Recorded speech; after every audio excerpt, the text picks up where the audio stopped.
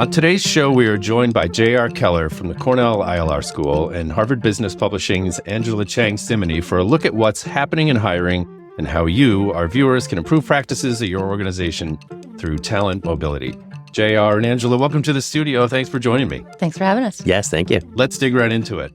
So, J.R., the majority of jobs today are filled by hiring internal candidates. Can you talk about why this is the case?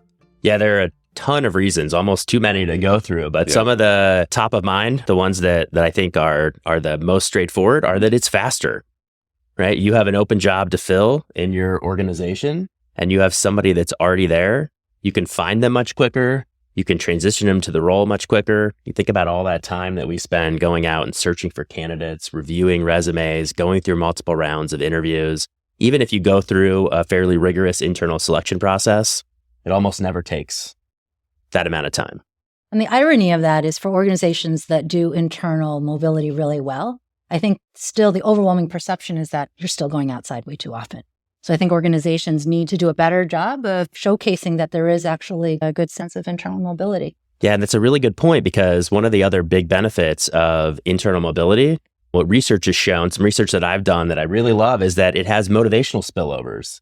So if you as an organization have a history of promoting people internally, of moving them around, of prioritizing internal candidates for jobs, even those employees who aren't moving right now will see that, and they'll be more likely to stick around because they will see themselves as being prioritized in the future, right? But to do that, you have to make sure that they know that. I love that. That should be a metric that every organization tracks, right? So alongside your diversity, your attrition, your tenure, it should be the percentage of people who get promoted in a year. Absolutely. Is that a figure that organizations run around with, or at least make publicly, kind of understandable in the organization, or what? So. I think it's something that candidates should absolutely dig into when they're checking out a new organization. Yeah, exactly. Great interviewing your employer kind of question. Yeah, I think to the extent that you see this, it's maybe reported internally on HR dashboards, but that's right. You're hoping that people are talking about this on Glassdoor or Fairy Godboss, but we're not necessarily advertising. That's right. that. A new vanity metric to aspire to. It's a great way to hold your organization to account. Yeah, exactly. Angela, let me ask you, so given the relative health and the fluidity of today's job market, how about institutional knowledge? It's incredibly valuable for an organization to have this. Can you talk a little bit about how this figures into internal mobility among talent? It dovetails exactly into what JR was talking about, right? Like the learning curve is truncated so much because you don't have to tell people how to politically navigate, who the important constituents are, who the stakeholders are, or even more importantly, what the mission of the organization is, because they already innately have that knowledge. All of that stuff needs to be imparted to new hires. And I think a lot of organizations sort of skip over that. They're like, we'll just learn it on the job, as opposed to really gifting it to them right up front, whether that's in a formal onboarding or the manager has it all scoped out. They set up one-on-ones right out of the gate for people. So institutional knowledge is a critical linchpin to really getting somebody to be as fully functioning as quickly as possible. Yeah, I kind of wonder if you think about asking one of your friends about what's it like to work at company A. They're rarely going to talk about, here's the technology stack that we use, and here's this, but it's people are nice, or people are a little combative, or it's really fast-paced, or it's collegiate, right? It's really about how to get things done and how the organization works informally. And it's really hard to learn that from outside the organization. Yeah. And here's a quick tip for anybody who's a manager to a new team. Write a user's guide. This is how I operate best, and this is how I would like to know how my team works, right? So it's just sort of like, I prefer email to text messages. I prefer that we meet once a month for 30 minutes versus twice a week for an hour, whatever it is. Like a user's guide to me as a leader is a great way to help shorten the time to the institutional knowledge. You had talked about the value of institutional knowledge related to Boomerang hires. Tell me a little bit about that. You just ran a study on this. Yeah, so I worked with my colleague, Becca Kehoe at the ILR School, and we looked at an 8-year period at a large healthcare organization and looked at all the internal hires, all the Boomerang hires, all the external hires. We were surprised, number one, at the number of Boomerang hires. Let's talk about Boomerang hires real quick. Some people might not be familiar with that concept. It is kind of what it sounds, right? Somebody that's left the organization that is coming back. Exactly. Fired or otherwise? Fired or otherwise. Okay. Most of the Boomerangs will have left voluntarily for some reason, and then will come back often because the grass isn't always greener. You kind of wonder, man, maybe I'll get paid a little more somewhere else. I want a new adventure. And then you're like, I really kind of had it good where I was before. And it used to be that employers are very unwilling to bring people back because it was a signal of disloyalty. So they're worried that if they hired people back, then it would encourage other employees to leave. And now they're realizing that, listen, if this is great talent, let's welcome them back into the organization. Well, and what was fascinating about your research was that you showed that was true even for people who weren't necessarily the best performers or who were asked to leave. So even there's a bump there. Yeah. And so the big finding was that boomerangs outperformed new external hires, regardless of what they had done in the organization, how So long they'd interesting. been. We were able to run all these super cool statistical analyses, but what that enabled us to do was really hone in on the fact that the reason they were so successful is because they knew how the organization worked and how to get things done. And one of those big things is, if you've ever had a new member join your team, there's a little bit of resistance if they try to change things, like a little bit of sense we want to reject outsiders. But boomerangs aren't seen as outsiders, right? They're seen as sort of the prodigal sons or the family coming in. And when they have new ideas and new perspectives, which is one of the things we really like in external hires, they know how to frame them in a way that fits with the history and norms of the organization. And so they are able to better position their work as adding to the organization instead of disrupting how we've always done things. Yeah, there's no tissue rejection. Right? That's a great way to put it. Great analogy. Yeah, for sure. JR, let's talk about hiring process a little bit. You've written about how different hiring processes can have a downstream impact on employee performance, retention, salary, et cetera. Talk about some of these processes. Yeah, so I think the two biggest processes that most organizations use to move people around internally are what I've called posting and slotting. Mm-hmm. So posting is as straightforward as it sounds. It is posting a job, posting it internally. You may also post it externally, but the fact that it's posted with a clear job description so that everybody in the organization can see that there is this open opportunity. And if they're interested in that job, can submit their application where they show off their skills and abilities and qualification and can basically try to sell themselves to the hiring manager. Sure. Slotting is a much different process and one that I think a lot of us have either experienced or seen, which is where you have a manager who basically reaches out to their network or already knows people. And instead of having an open competition for this role, they tap somebody on the shoulder and say, I might say, Angela, you're a really great fit for this role. Do you want it? But I don't actually consider anybody else in the organization.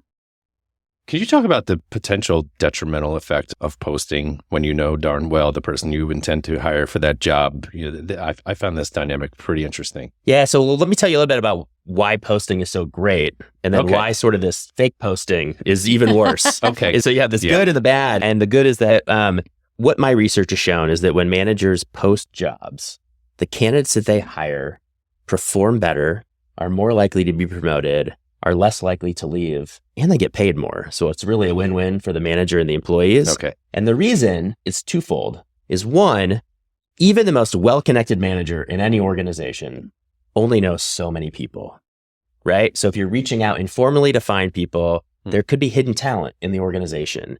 And it's really easy when you post a job to find those because they come to you instead of you having to search them. The other thing that it does is it really disciplines managerial decision-making. So you actually have to write a job description, which sounds like that shouldn't make a difference, but you actually have to spend a little bit of time thinking about like, what do I actually need now for this job? And then ideally, because you have set out that criteria, you're more likely to look for that information instead of relying on sort of, do I like this person? But do they actually have this coding skill or whatever it might be? And the last piece is you have to reject the internal candidates that you don't You're hire. rejecting your own. And because you're rejecting your own, you're more likely to want to be able to be clear about this was done objectively. And so you're making decisions based on people's ability to do the job so that you can communicate to the candidates that you don't hire that was the reason you made those decisions. So I'll just touch on something you said, which is about the job description. So at Harvard Business Publishing, I'm really encouraging hiring managers to make those as short as sweet as possible. Right? Really distill it down to what are the 3 or 4 key competencies and what are the 2 or 3 key roles, because people like to write like these 5-page job descriptions, which only 1 in 1,000 people can fill, right? Because you're looking for the unicorn. So it also enhances your diversity efforts because you're opening up the aperture to many more candidates. Exactly. So to the degree that you are slotting, at least give that person a lot of opportunity to show that they can do much more, and give perhaps other candidates, if you do decide to go posting, to really reveal themselves in the moment when you might not have considered them originally. It's a great point. I encourage my students, whether they're the undergrads, our masters, or the executives, stick to 300 words on a posting.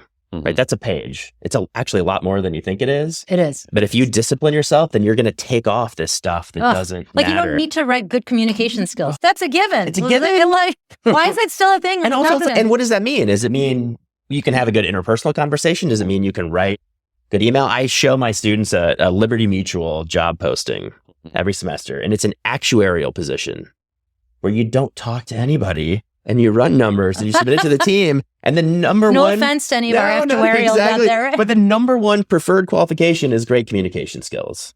That's in a templett. It's in a template. Yeah. Ability to be flexible. Yeah, exactly. Exactly. Or whatever. Yeah, team player. So let's talk about the relational process like slotting, right? So how can this have less than optimal outcomes? What sometimes happens with slotting? One of the things that happens is that you overlook other talent.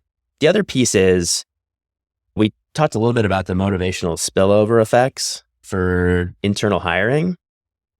But the idea here is that people think that they will be considered for advancement opportunities, right? And if they're seeing sort of people get tapped on the shoulder and moved, then they feel this is part of a clique or a good old boys club often.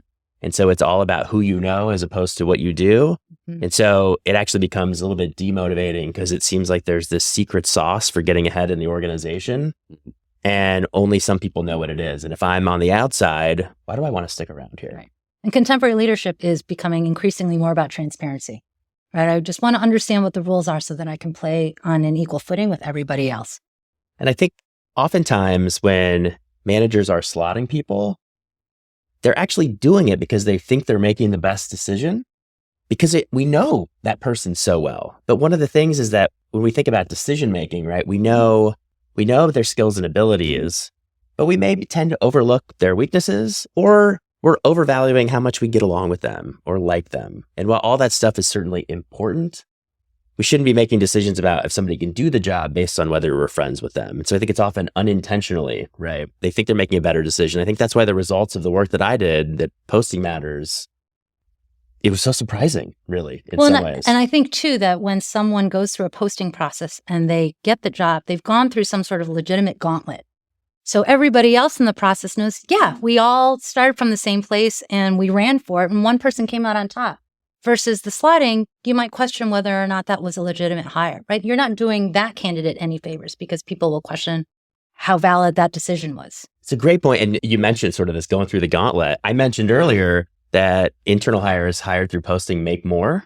And that's because they know they've gone through the gauntlet. And these two things happen. It's so cool. Is that I just went through a competition, so I know I'm the best person and that you want me. And so I'm willing to ask you for more money. Because I know my value. I know my value. But if you just slotted me into a role, why would I do anything that might rock that boat? So I'm not going to say, can I have 10% more than what you offered? Mm-hmm. But it allows then you as a manager to go to HR and say, listen, we should pay this person 10% more than what our initial offer was because we went through a rigorous selection process, right? And so it ends up, right, that this process benefits the employee too from a financial perspective. And you might say, well, do I want to pay my employees more? Paying them 10% more, my effects are really closer to 4. But even if you pay them 10% more, think about the performance benefits and the retention benefits and the motivational benefits. So it's really more of a win-win for everybody. And you did say before about fake slotting, right? There is still a place for real slotting, right? Like if you're looking for the next CEO, you may or may not have that within the ranks, but so long as people understand that going outside or tapping someone that you've been grooming for the last 5 years, people are like, I get it. That's been in the works for a long time. We understand why that person is next in line. So there are times when slotting is a completely legitimate and actually the better way to fill a role. But what you don't want to do is, as a manager, if you have a candidate that you know you're going to hire, is then go through the process of posting that job. That's right. Because then everyone else know. They know. They see, and it's a sham, and they get demotivated, and they get upset, and it doesn't. And then they have some resentment to the candidate who got slotted into that role.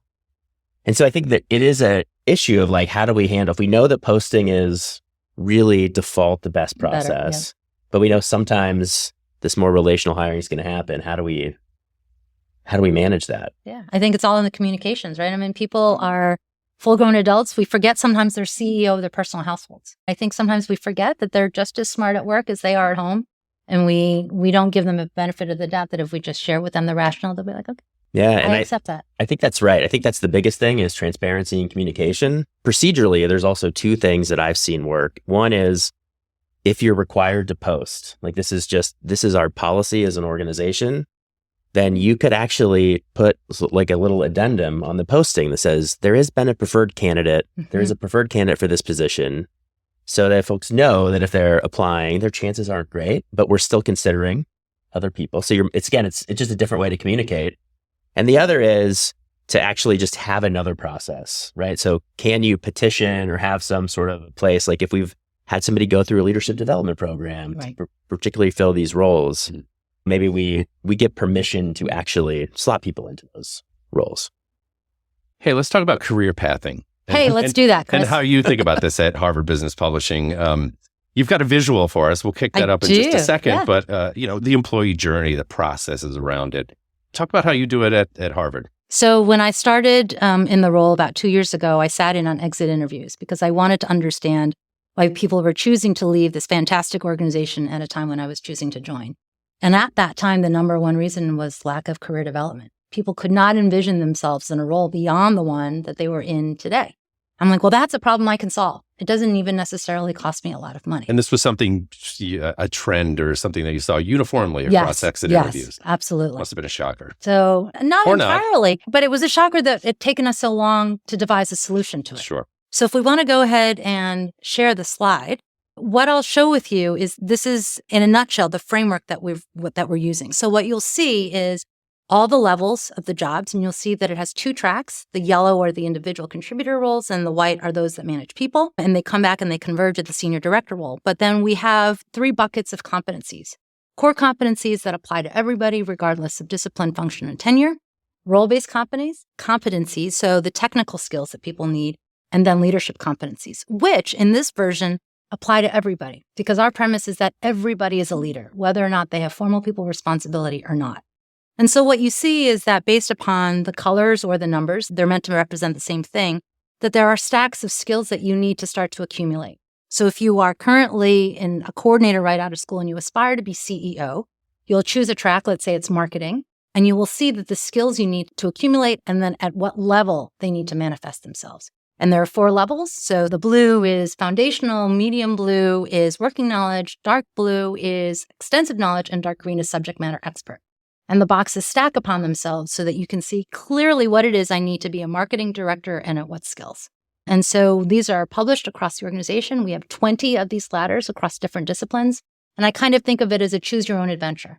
If I want to move sideways, if I want to move upwards, if I want to take a step back, what does that look like? And I know clearly what the skills are and what level it's required. What are some of the other inputs or the data or the tracking that goes along with this, right? So you've given a new employee this and welcome to your coordinator position. I understand you're going to aspire to become CEO. Yeah. How do you measure and track things throughout beyond the annual review or something along those lines? Yeah. So our new performance review process has alternating conversations each quarter. So one that's about how are you doing against your goals? And then how are you doing against your professional development ambitions? So we're making sure it's a mix of KPIs, but also what are your aspirations? And are we attending equally to both? And are you moving at the pace and the cadence we would expect to see? So for coordinator, right, we just want to make sure that they're learning on the job and they're being exposed. Whereas if they're a director, they're taking on really cool assignments. They've got clear deliverables that they're hitting on time and on budget. And we've got all this evidence behind the scenes that people can match up so we can qualify. Like, are you doing the things that we've explicitly stated are necessary at this level? Is this common practice? It is something that many organizations aspire to do, but it is hard. How long did this take you Why to is put this together? hard? 9 months. Why is it hard? 9 months.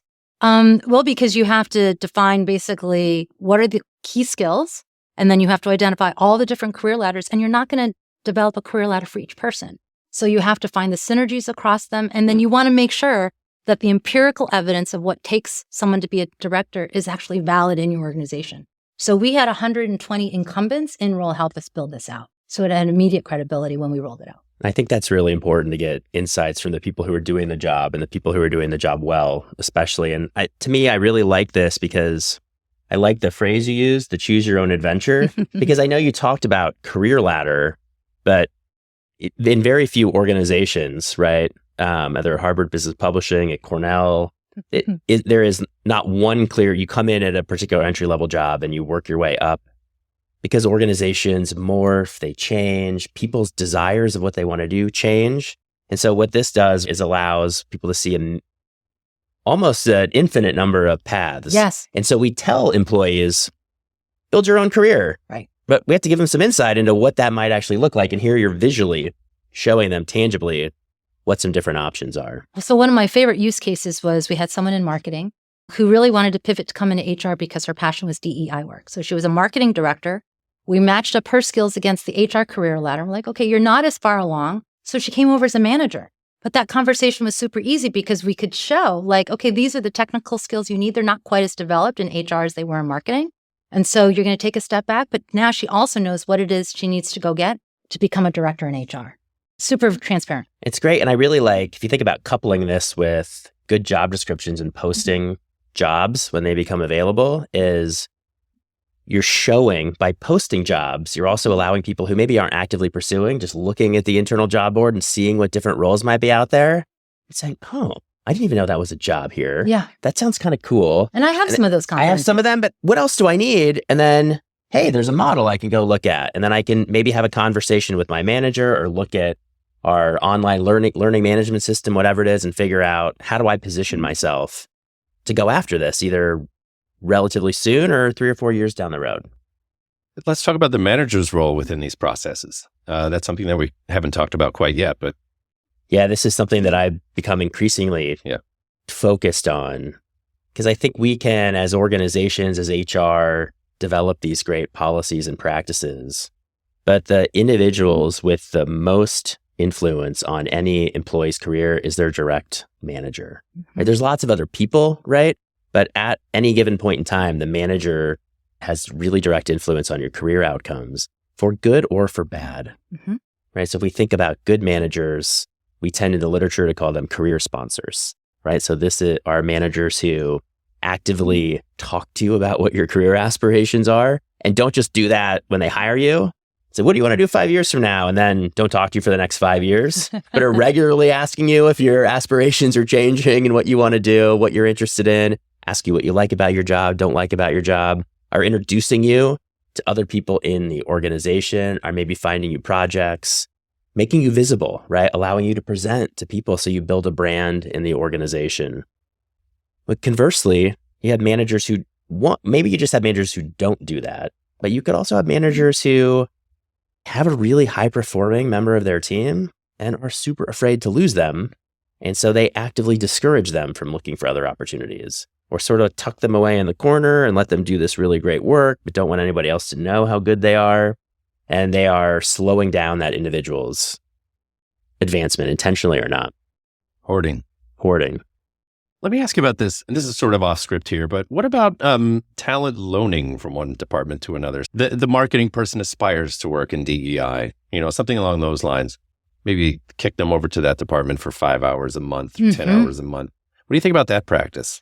I love that. It's so hard to execute in real life, right? I mean, as it is, we're strained. Most companies are strained. Like very few companies have more assets than they know what to do with, right? Most of us are scrambling to get more hands-on project. So organizations have to be super intentional. So we're trying to implement the 10% rule, or just like try 10% of your month's time to go pursue another passion, to go get another experience outside of your day-to-day work. We haven't quite reached that. It remains on my radar, but it's not quite akin to hoarding. It's not with bad intention. It's not being selfish. It's just that the amount of work that needs to get done, that it's hard to think about having them go pursue something that's maybe not directly related to their day-to-day job. But it's a great idea. There's been a lot written about these internal gig markets. Yeah. And they are really, like, in theory, awesome. Yeah. But as you said, I could have said it better, to pull them off in practice is really hard. Because the other element is, so you're in marketing and you want to learn HR. Who has time in HR to teach you that? Right? And what's the ROI when they go back to marketing? Exactly. So I sent you up and I'm not sure I get any, me as a manager, I'm not sure I get any benefit from that.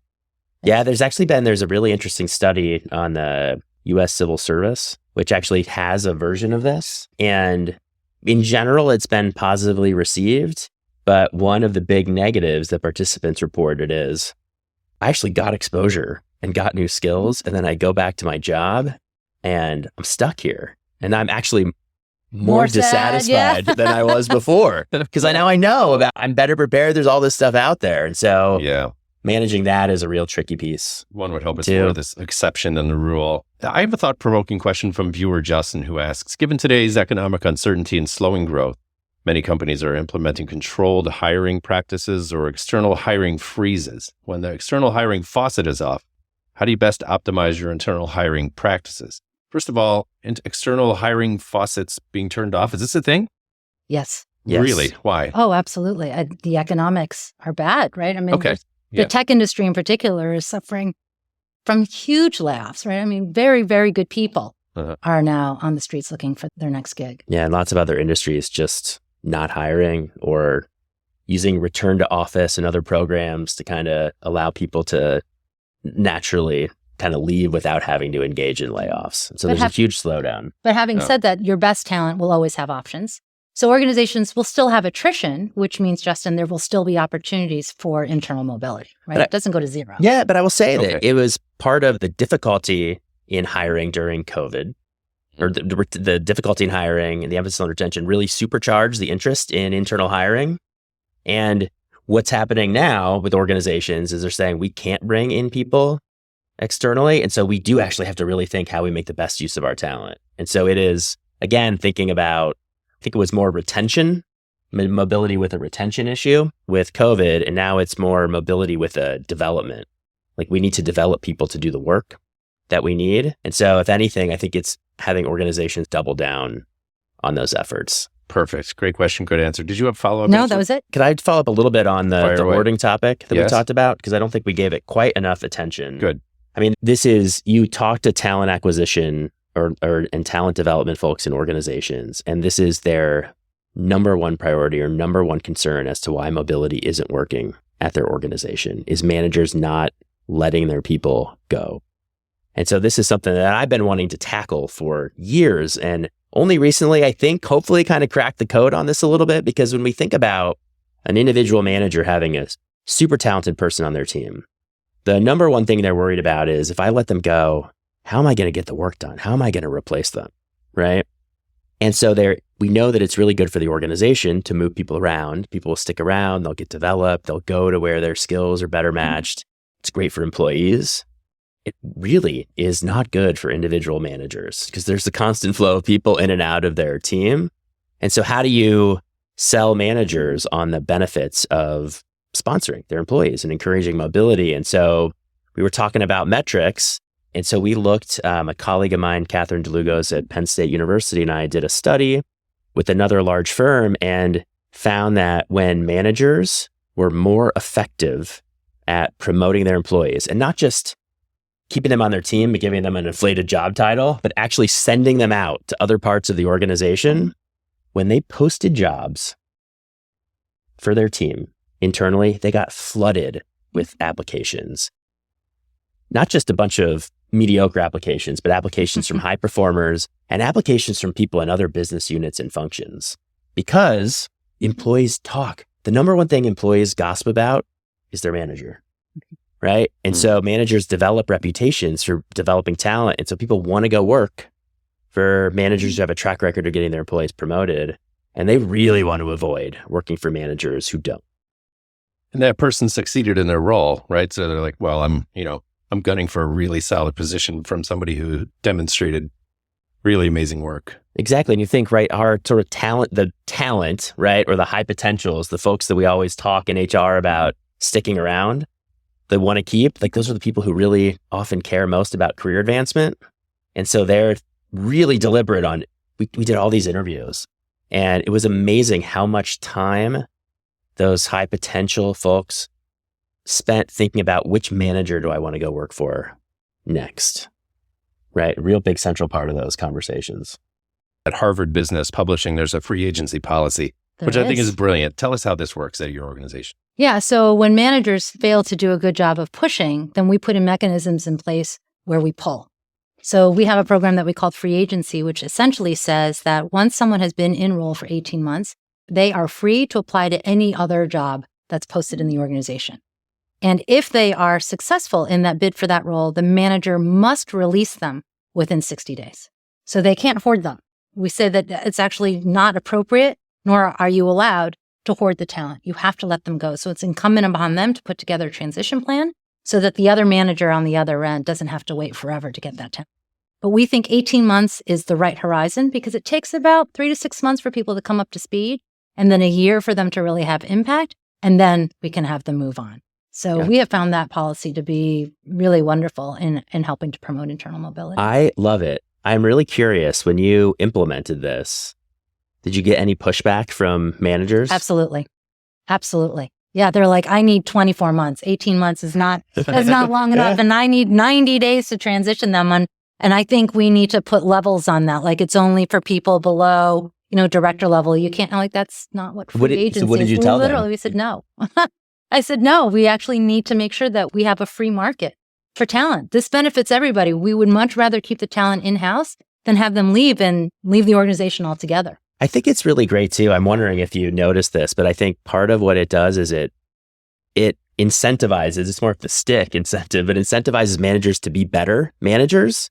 Because if you're a really good manager, people will still stick around, right? They might delay a promotion for 6 months or a year to spend more time working with somebody that they really like and really appreciate and feel that they can learn from. And so you kind of tell managers, if your people are leaving and you don't want them to, provide a value proposition for them to be better. Be better. I mean, the saying is people don't leave organizations, they leave their managers, right? To your point about how managers have an outsized impact on their career, they have an outsized impact on the entire employee experience because that's the person who influences their day-to-day work the most. So to the extent that a manager can be nurturing and supportive and transparent and their biggest cheerleader, that will make all the difference, even if there are other factors that are less than optimal. And I'll tell you that when doing interviews for this sponsorship and hoarding paper, and we did about 50 interviews with companies around the world, we had a surprising number of managers who admitted to hoarding talent, but we asked them to reflect on their approach to developing talent. And it was almost all from role models. So it was the managers that we then saw in the data had a really great track record of getting their employees promoted, had somebody who'd done that for them before. And the managers who were more likely to hold on to their talent, they weren't necessarily nefarious, right? But nobody had told them or shown them how to proactively advocate for their employees. What happens to the employee journey when they are not chosen for a job? Kind of dealing with rejection, right? What kind of dynamic are we dealing with there, and how do managers respond to that? Well, it's like the 7 stages of grief, right? Like there's anger, and then eventually you hope to get them to a place of acceptance and growth, right? So it's the challenge is how do you make those experiences learning ones versus completely negative and demotivating? And that's a skill that managers need to acquire, is how to give feedback in a way that really is constructive. I mean, it's probably the biggest leadership challenge, especially for a new people manager, is how to have difficult conversations and how to craft really difficult news in a way that hits people, that keeps them dignified and feels respected, but also drives home the learning. And keeps them focused on a path forward. Yes. Right? This is an opportunity. This is a learning opportunity. Yeah. No, so I looked at rejection sort of empirically because it's been fascinating because I have spent, the better part of the last decade. His first 3 papers were rejected. So much experience, so much rejection. Yes. Now. It's the hazard of the occupation. But I've spent preaching this gospel of markets. Company, open up markets, post jobs, let people apply. But a side effect is you are asking your people to potentially subject themselves to rejection because you're only generally going to hire one person for a given job. And so how do we think about rejection it's never going to feel good to be rejected. It's always better to get a job or to they're feel rejected good. Not in a vacuum, but among their peers. Yeah. And I think one of the big insights we found was that employees who got interviewed by a hiring manager but were rejected were twice as likely to stick around than employees who applied but only talked to a recruiter or never talked to anybody. You might think, that's super obvious. But it was really interesting to dig into why. And it was because, one, it was a signal that they were valued, that the manager was going to take the time to actually talk with them. But it was also super informational. So they got to learn more about the job. The manager got to learn about them. And then often those conversations involved you're not the perfect candidate for this role, or there might be somebody a little better fit, but here's how you can better yourself or better position yourself in the future. And so if we can think about the application process itself as a learning experience and just say, listen, you're going to apply for jobs and get rejected, but we want you to do it. We want you to think about this as a way to learn.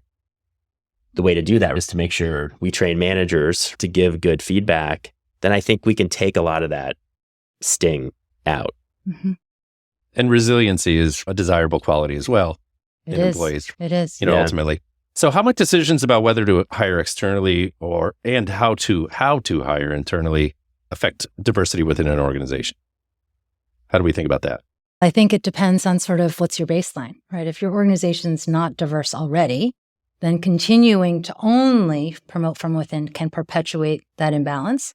So there are times when strategically it is important to inject new blood for lots of reasons, right? New thinking, but also just to, diversify your organization. So sometimes external hires are beyond optics. That's right. In a meaningful way. How about, what do you think? That's a perfect answer, right? Like you really have to think about what you look like now and what you want to look like in the future. But it's also about, when we think about diversity, certainly demographics comes to mind and is super important. But part of the reason folks who really sort of hammer the drum for demographic diversity is because that comes along with different perspectives, right? And different knowledge and different skills and different backgrounds. And so we just think about diversity along a broader spectrum, right? I mean, bringing in people who know ChatGPT, right? That's a diverse skill set coming into the organization that we didn't know we needed 6 months ago. That's right. And you needed too quick to develop it. We couldn't have grown it in-house. That's right. Exactly. So it sounds like we've just teased the sequel to today's conversation. J.R. Keller, Angela Cheng-Cimini, thank you for coming in today. Thanks for having us. Thank you. If you enjoyed this episode, be sure to subscribe so you don't miss new episodes as they're released, wherever you listen to podcasts.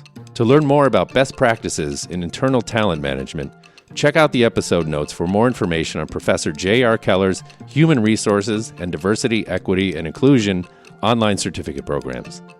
Thank you for listening.